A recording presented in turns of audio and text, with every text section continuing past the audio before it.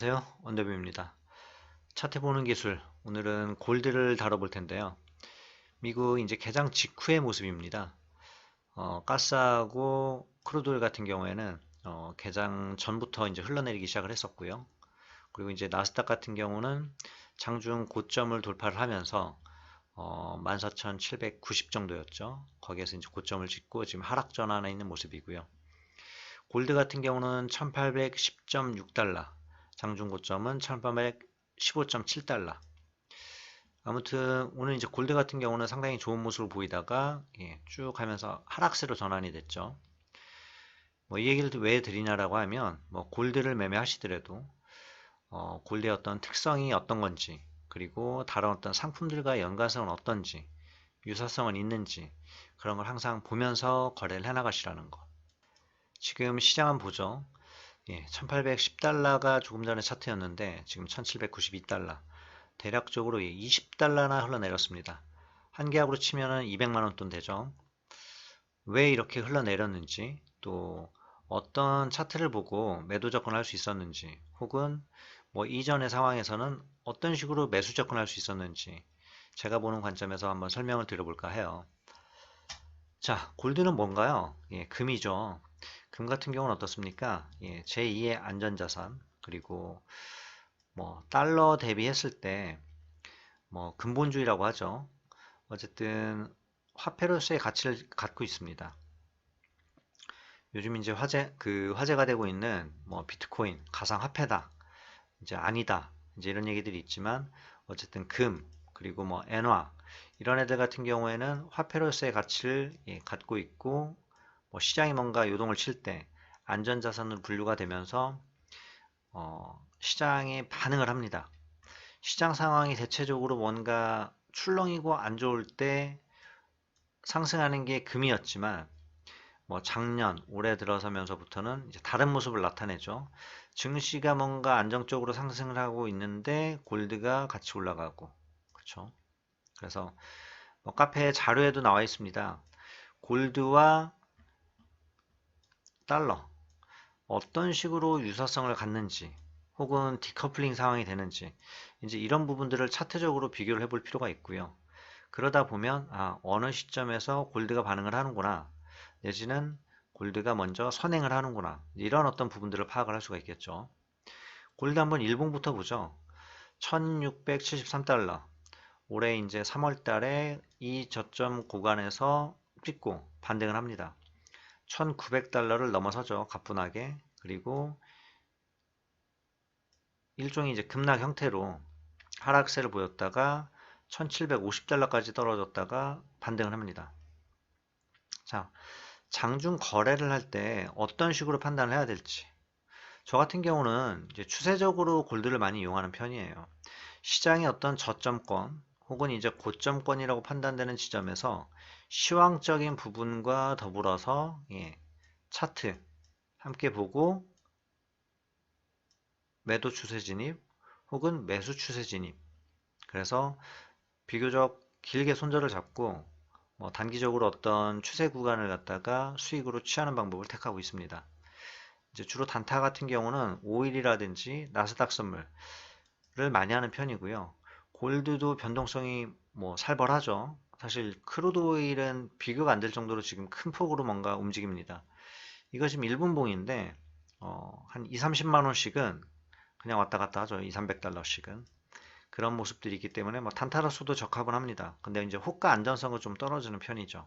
호가가 되게 얇아요. 나스닥 선물처럼. 좋아하시는 분들도 있을 테고, 너무 이제 크게 움직이니까 좀 어떤 그런 변동성에 대해서 취약하게 느끼시는 분들도 계실 테고요. 오늘 이제 고점을 만들 때 어떤 패턴 한번 보죠. 쭉 상승을 시켜 놓고, 개장 전에 이미 상승을 시켜 놨어요. 그리고 나서 개장 직후에, 미국장 개장 직후에 한번 뚫고 올라갔다가 내려오고요. 다시 한번 올라가는 척 하다가 이 중심선이죠. 거기까지 두 번 정도 두들겨 맞고 떨어집니다. 그럼 여기에서 이제 판가름을 해야 돼요. 상승이 나올지 하락이 나올지. 이제 그런 부분들을 갖다가 비교적 좀 짧은 분봉으로 요 구간을 위에 이제 1분봉으로 그 시간대로 올려봤습니다. 보게 되면 급등 양상 나오다가 그리고 그대로 쭉 흘러내리죠. 왔다 갔다 결국은 뭐 차트적인 어떤 접근을 할 때 지지와 저항을 갖다가 살필 필요가 있겠죠, 당연히.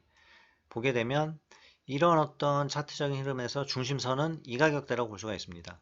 그래서 이 가격대를 보통 선물 같은 경우는 한 번씩 돌파를 시켜요. 그러니까 지지와 저항만 갖고 매매를 하기엔 참 어렵죠. 왜냐하면은 강력한 지지 라인이라고 뭔가 보이는 구간들을 갖다가 한번 깨고 또 깨고 그리고 다시 한번 타서 올라가고 이제 그런 흐름을 보이다가 이제 방향을 잡기 시작을 하죠. 그래서 1분봉 내지는 5분봉 함께 봐줄 필요가 있고요. 그리고 이제 조금 이따 보여드리겠지만 뭐 1봉이라든지 30분봉이 지금 어떤 모습을 보이고 있는지 같이 판단할 필요가 있습니다. 그래야 조금 더 차트적인 해석을 정확하게 나갈 수 있어요. 그리고 앞에 어떤 강의 내용에서도 소개를 시킨 지표지만 피봇 같은 경우는 이렇게 이제 채널로서 중심선이 있고요. 1차 저항, 2차 저항, 그 다음에 지지선, 2차 지지선 이런 식으로 표시가 됩니다. 뭐 여러 가지 선물 상품에 대해서 다 맞아떨어진다고 할 수 없겠지만은 비교적 초보분들이 그래도 어떤 지지 저항을 쉽게 살피기 어렵다라고 하면 피봇 정도는 사용을 해주시는 게 유리할 수도 있습니다. 저는 뭐 보조지표 맹신론자는 아니에요. 하지만 참고할 보조지표 하나 두 개 정도는 참고를 하셔라. 그 얘기를 드리고요. 그래서 보게 되면 이런 식으로 흐름이 나오다가 깨게 될 때 결국은 이 저점 구간이죠. 저점 구간을 어떤 식으로 깨느냐 혹은 고점을 어떤 식으로 돌파시키느냐 이제 그 관점에서 중요한 포인트를 잡아냅니다. 깨고 내려가서 반등을 줬지만 그대로 한번 이제 밀리고서는 왔다 갔다 그대로 한번 또 깨죠. 즉 깰 때 흐름을 보게 되면 이런 식의 흐름 요 구간이죠. 꼬리 달고 그대로 다시 말아 올려요. 즉 지지를 받는 척하고 올라온다라는 거죠. 그래서 강한 시장 같은 경우에는 그대로 타서 올라갑니다. 하지만 이게 어떤 고점 영역권이고 시황적인 부분이 사실 많이 작용을 하겠죠. 그래서 그에 대한 해석을 하는 어떤 방법들도 많이 고민을 해보셔야 되고요. 그래서 이제 깨고 내려갈 때 과연 이제 내가 매도에 같이 동참할 수 있을 것이냐 아니면 지금 워낙 장중 흐름이 이제 롱이었다 보니까 뭐 기다렸다가 롱 포션을 잡을 수도 있겠죠. 근데 여기 지금 일봉상 흐름을 놓고 본다라고 하면 이 지금 거의 중심 가격이죠. 마찬가지입니다. 차트적인 어떤 접근을 따질 때 여기에서도 어떤 중심값 1분봉이죠. 그쵸? 그리고 뭐 5분봉상에서도 이런 어떤 중심값 여기 지금 일봉상의 어떤 추세적인 부분을 보더라도 이 어떤 중심 가격 근처까지 갔을 때 과연 이게 지금 이 구간대를 갖다가 돌파해서 올라갈 수 있을 것이냐 이제 쉽지 않은 구간이었다라는 거죠. 뭐 이평의 어떤 저항도 있고요. 그리고 이제 장중 흐름을 놓고 본다라고 하면 나름 뭐 이제 상승 전환을 하면서 이 어떤 저항대를 오늘 다 뚫고 올라가는 상황이었죠. 몸통으로. 그러나 5일 흘러내렸고 그 다음에 이제 시황적인 요소들 작용되는 것들 참고를 하면 뭐 미국의 이제 지표적인 부분도 같이 함께 고려를 해야 될 테고요. 그리고 60분봉으로 보더라도 이제 그런 어떤 흐름들이 되게 유사성이 있죠. 제가 보는 어떤 차트라는 건 결국은 하나의 패턴입니다.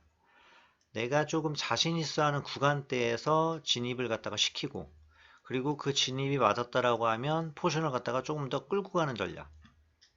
그게 이제 가장 효과적이라고 생각을 해요. 그리고 일반적인 뭐 초보분들이든 내지는 뭐 시장 경험이 오래되신 분들이라고 하더라도 차트에서 너무 많은 것들을 얻어내려고 하지 마시고요. 내가 보는 어떤 단순한 어떤 원칙들을 기반으로 해가지고 롱일 때는 어떤 구간대에서 저점 패턴이 만들어지더라. 숏일 때는 어떤 구간에서 고점 패턴이 만들어지더라. 그리고 이런 패턴이 나올 때 시황적인 요소가 어떤 것이 있더라. 이렇게 맞아떨어졌다라고 하면 단기적으로 그쪽 방향으로 베팅을 해서 이제 수익을 창출하는 거죠.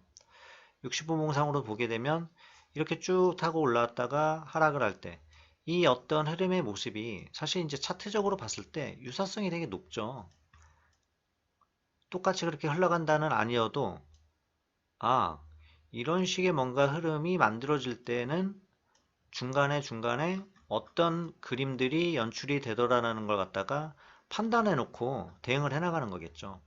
그래서 차트를 일단은 많이 보시라는 것. 많이 봐야 돼요.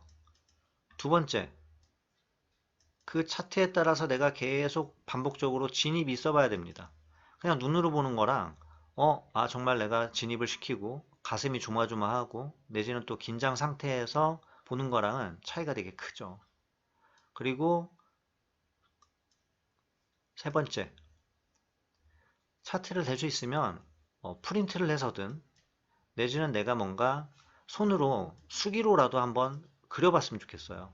그래서 어떠어떠한 봉 패턴이 있더라. 내지는 어떤 상품에서는 어떤 패턴이 만들어지고 또 어떤 상품에서는 이런 어떤 구간대에서 상승 추세에서는 상승해서 올라가고 내지는 하락해서 내려가고 이런 어떤 구간대가 중요한 진입 자리가 되더라. 이런 걸 갖다가 계속 판단을 해보는 거죠. 그리고 뭐 보조지표 상으로서도 지금 보게 되면 지금 이 구간이죠. 예. 이 구간대에서 횡보를 보이다가 지금 이제 반등을 해서 올라가는 거 있는 거죠. 그럼 타고 올라갈 때는 과연 이평이라는 게 있는데 이 이평을 갖다가 근처까지 가서 밀리는 건지 아니면 여기에서 또 한번 뭔가 움직임을 보이다가 타고 올라가는 건지 이런 거를 갖다가 조금 더 짧은 분봉과 함께 관찰을 해 나가는 거죠. 그리고 또 다른 하나는 일봉상에서 지금 꼬리를 달고 지금 밀렸지만 이 꼬리를 갖다가 오늘 메꿀 수 있을 것인지 혹은 뭐 하루 정도 밀렸다가 다시 한번 메꾸는 어떤 트라이 영역을 갖는 것인지 미리 예측을 해보는 거고요. 그게 지금 내가 맞추는지 못 맞추는지 계속해서 반복적으로 판단하는 거죠. 그래서 내가 차트를 보는 어떤 승률 자체가 10번 중에 몇 번을 맞추는지를 갖다가 끊임없이 판단을 해내야 돼요. 7, 8번 정도 이상은 나와야지 어떤 트레이딩 관점에서 그래도 안정적으로 수익을 달성할 수 있지 않을까 싶습니다.